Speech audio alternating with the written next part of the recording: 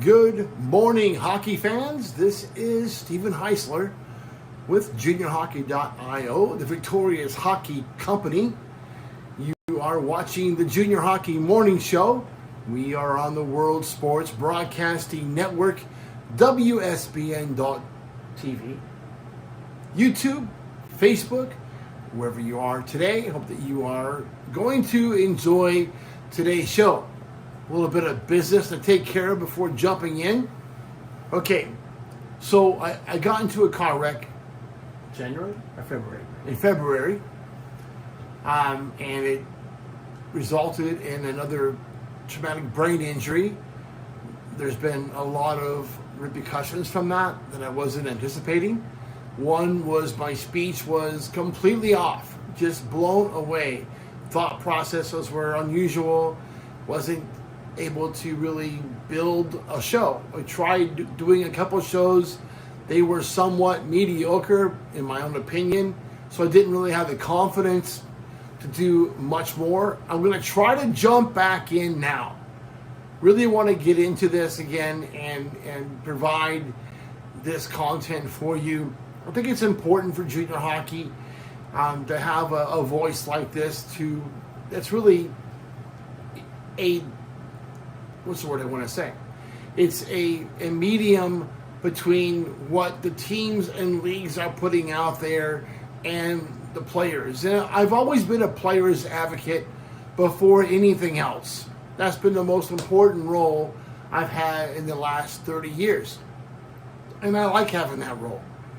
You know, I was a team owner, I coached a little bit, and I didn't have the same satisfaction I got as being an advocate. And I really like this position of the game. Hopefully when I'm gone, someone else is going to step in and do this. And I've been thinking a lot about that in the last few months. So going forward, we're going to try to do 4 shows a week. Derek will still do his show.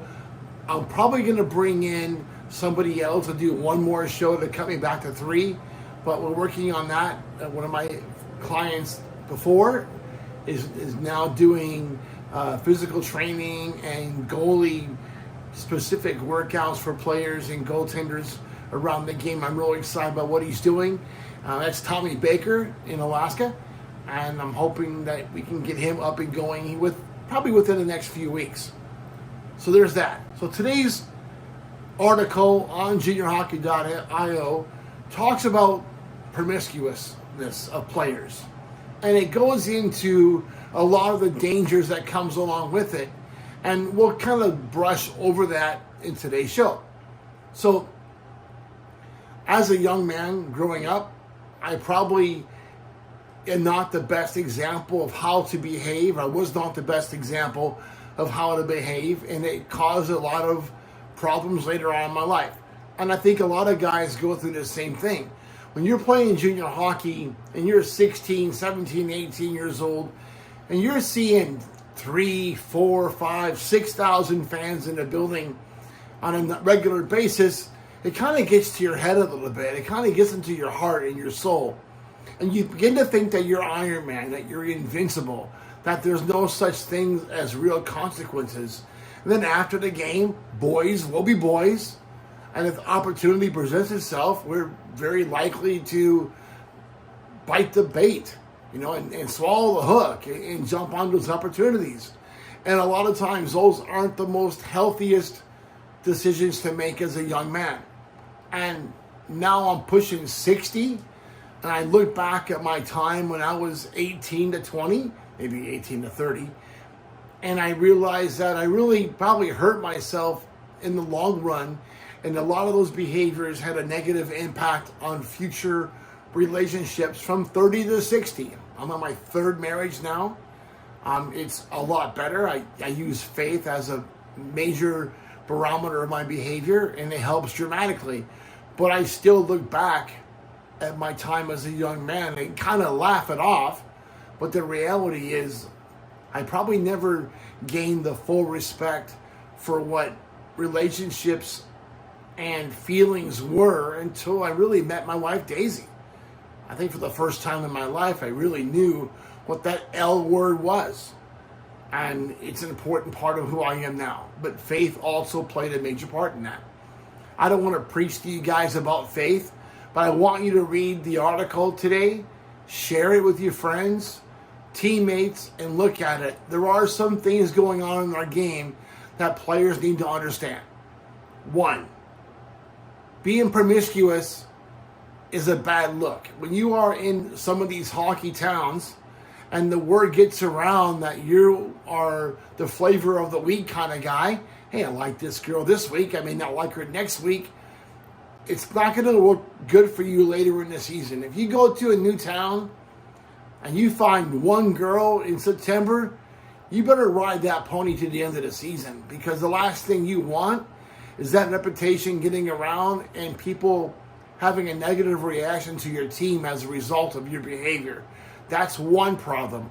The other problem we have is after games, practices, especially games in a market that doesn't really have much hockey in it or much other sports in it, a lot of times the junior hockey team is the most important entertainment venue in town. So when you're drawing 2,000, 3,000, 4,000 fans a game, there's always going to be a pile of ladies after the game really fighting for your attention. Those girls can be 15 to 50, just the way it is. And that's been a problem with our sport since probably the 40s and the 50s. So as a young player, you have to be able to navigate your way through those situations and do what's best for you, not only as a player, but as a young man and for your own personal mental health down the line. It's easy to get caught up in relationships that are absolutely meaningless. They last 3 hours. They last 24 hours. They last 2 weeks. But then they fizzle out. And what happens later on in life is that you still want to maintain that cycle. And that cycle is not healthy. That cycle is not sustainable. The other problem we have is, do you know when you go to a Hooters restaurant and the guy that owns the place is some, maybe 50 to 60-year-old dude back in the corner? He's not doing it because Hooters is a great investment. He's doing it because he gets to hang around these young ladies all the time. Same thing happens to hockey players when you super fans for a junior team as a 45-year-old single lady. And she's not the place to go to after the games. If that lady is inviting you to her house for post-game gatherings, and there's beer and there's food and maybe some other like-minded ladies, you probably want to avoid that situation. It's not going to be healthy for you. The other one we kind of laugh about is Miss McGill. We all have seen the movie Youngblood. Prospective junior parents, if you haven't seen Youngblood with Rob Lowe, you need to watch the movie. That's pretty indicative of what junior hockey is about. A lot of things in that movie happen on a regular basis. Some was not good. There's hazing going on, there's alcohol going on, and there's promiscuous behavior, including Miss McGill, who is a billet mom of some sort, and she has players there, and tea with Miss McGill becomes a focal part of a lot of young men's growing up in that community. The problem is now that actually happens more often than we think. We had a player a couple years ago have a billet mom that fell in love with him. She was divorced, had a young player in her house. He was 18, he was legal. She bought him a truck. We had to get the kid traded to a different team in Wisconsin, I believe. He went up there. She followed him over the place. He went to Maine for a year. She followed him there. Just an absolute train wreck of a situation. That happens. And most often than not, the lady involved is more hooked than the guy is, than the kid is. That's going to happen. Players don't fall into that trap. As a game, we need to do better to keep our players out of those situations. Try to shield them from those kind of behaviors. It's not going to be easy. We all did it. We were all there. We were all the boys. But let's make an effort. Players, junior hockey is about development. You can make it into a party. You can make it into a lifestyle event. And the reality is you're probably not going to go far in the game. Don't use these towns as destinations. Use them as ladders steps on the ladder of development. That's it for today, folks.